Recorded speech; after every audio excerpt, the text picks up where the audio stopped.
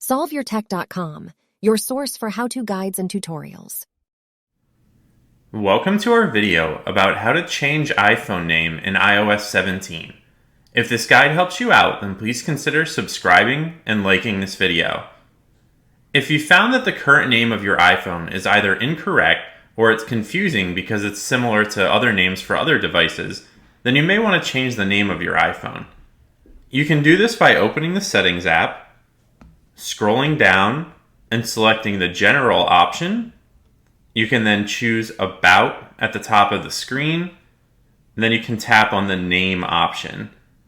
Now you just need to tap the X to delete the current name, and then you can type in the new name, and then just tap About to go back to the previous menu, and you'll see that your iPhone name has been updated to what you just entered. Make sure to like this video and subscribe to our channel to see more tech guides like this one.